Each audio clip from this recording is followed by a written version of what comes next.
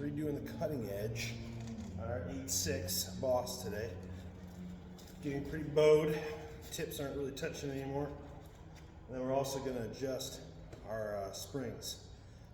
Right now he's having issues with it folding up on him.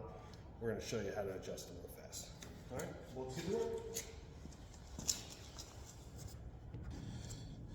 So keep in hand, you're going to need a little hammer. I have a punch with me because these nuts always seem to get stuck in the socket. Mini pry bar here, screwdriver. And we've been switched over to the electric impacts. This makes life way easier.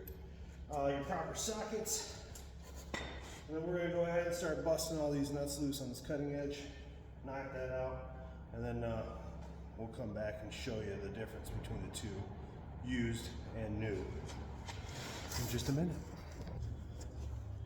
So I got them all busted loose. These actually came off pretty easy today, but you can keep a MAP gas tank on hand. Acetylene torches help, obviously. These ones were pretty easy. If you're doing it by yourself, these cutting edges can get a little heavy.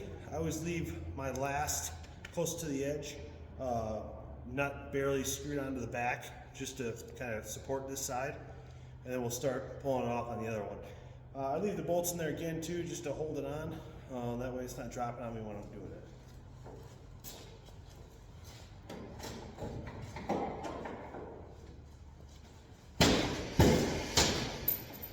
Hammer it is.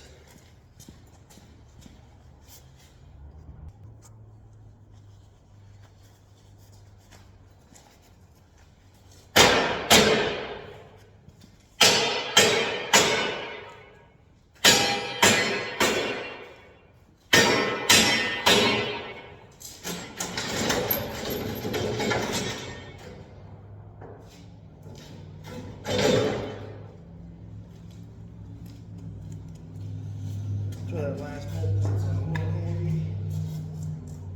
Keeping it supported while you need it.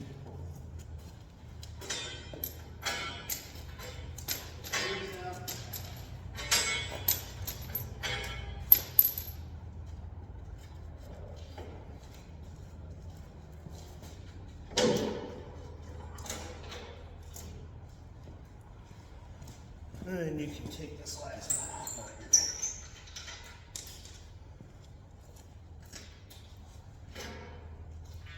All right, there you go.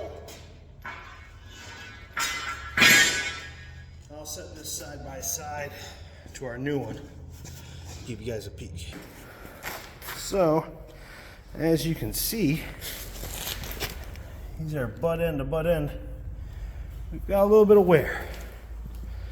So the new one should leave our parking lots a bit cleaner. Next, we're going to clean up this edge, get a nice clean mounting surface, start putting it back together.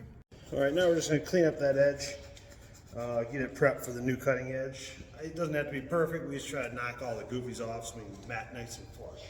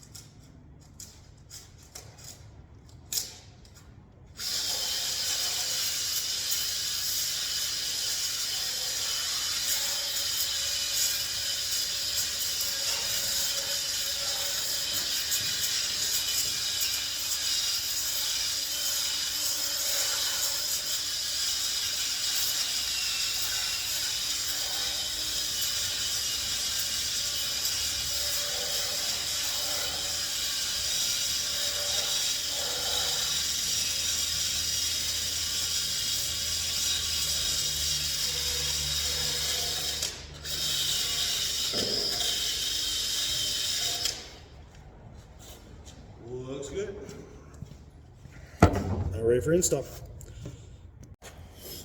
All right, for a new install, I always grab a new set of hardware. Easier to work with. These are worn, threads are missing. This one specifically is bent. Washers are always snapped. Just easier. You get a bag, all new hardware, all new bolts, less to mess with. And again, reminder, this thing is heavy. So if you're doing it by yourself, I get one end started first. Just wherever you can get that bolt in.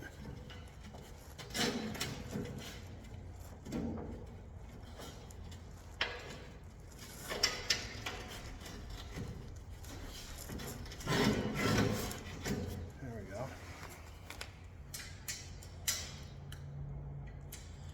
And get a nut started. So you start working on our side.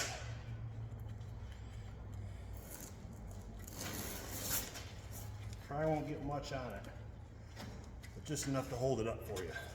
Then we'll do the other side. Grab a little bit of hardware.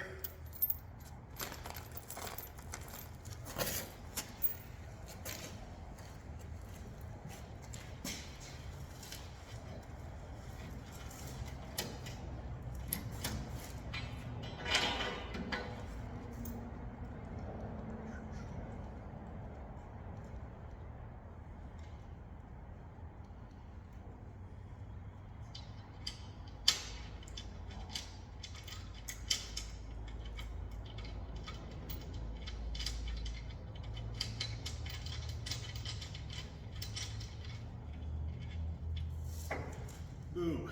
Now we got it started. In theory, everything should go back together pretty quick.